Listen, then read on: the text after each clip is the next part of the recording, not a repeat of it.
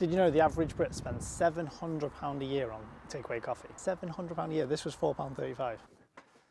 In today's economy, saving isn't just a good habit, it's essential. So many people are finding it hard to make ends meet. I'm here to show you that there are smarter ways that don't feel like a struggle. I'm sharing my tips that supercharge my savings so that you can save more of your hard-earned cash. Welcome back to the channel. If you're new here, I'm Brit. I talk about everything from budgeting to saving to investing to pensions and everything in between. If that interests you, consider subscribing. Saving money sounds simple, but let's be honest, it's harder than it ever has been before. Almost 50% of the population have less than £1,500 in their savings. And between impulse buys and sneaky subscriptions, the treat yourself mindset, our money somehow manages to disappear before our eyes. And budgeting, it sounds boring. Yeah, it's pretty boring. But stick with me, because I've got some hacks that can make saving even more effortless and help you turn that personal finance around completely and get more savings into your bank account. Okay, let's jump into the financial saving hacks. The roundup trick. Essentially what this does is every time you spend, the app rounds up your purchase to the nearest pound and stashes that away for future savings. Over time and over the course of a year, this can potentially save you hundreds of pounds in the long run. Let's take an example. You go out, you buy a coffee, it's £2.70 and the app will automatically round that up to £3. That's 30p that's put into a savings account. Now, 30p doesn't sound like a lot of money, but do that 3 or 4 times a day over different purchases, and over the course of a year, that could be anywhere from £300 to £500 in your savings account. And the best thing here is if you just completely ignore it, it'll just keep compounding, it'll just keep adding up, and it'll just keep being bigger and bigger over time. So, great way to start those little secret savings. Number 2, use budgeting. Apps like Emma, Yolt, Money Dashboard, they track your spending, they categorize it, and they make sure that they highlight areas where you can potentially cut back. Many also give you alerts when you're overspending in certain areas. So if you've set a budget at the start of the month, they give you alerts when you're getting a little bit close to that.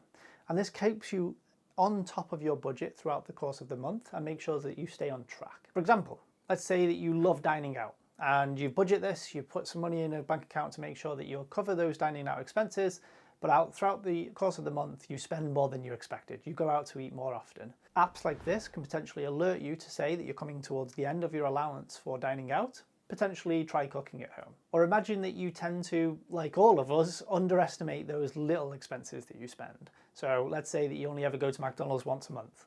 And then this app can track and categorize those sorts of purchases together and then tell you how much you're spending on this every month. Now, this could go towards you budgeting better towards spending for those expenses, although I would question potentially eating at McDonald's more than once a month.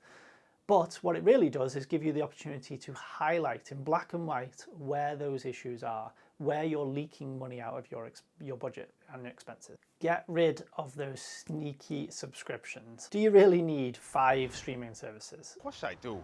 Netflix, Amazon, Paramount, Disney, there's so many now. I blame the parents of the 90s.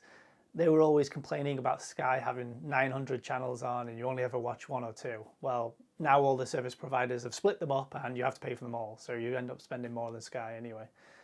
Anyway, enough of that tangent.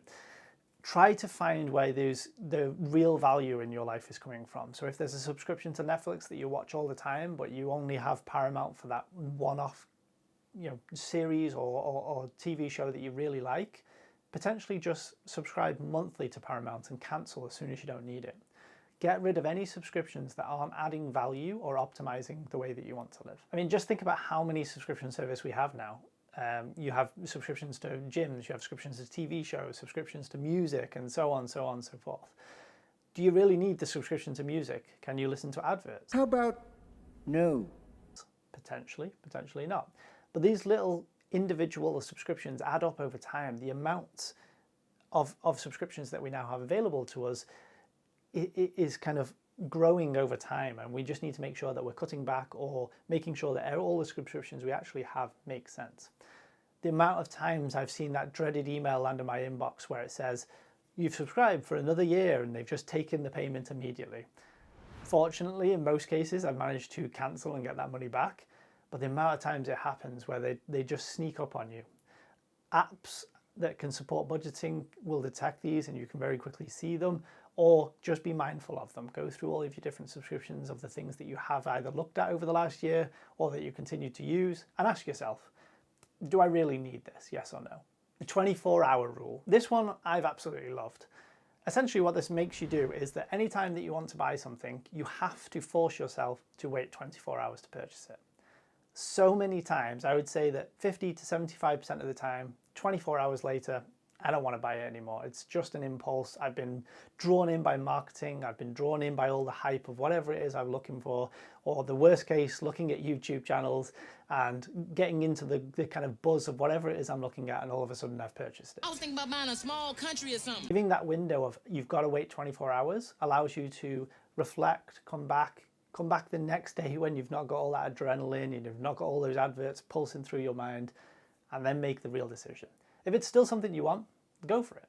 But at least now you can evaluate that before you make the purchase. The amount of times I come across sales where, you know, the 50% off for today only, and then a week later the sale's still on.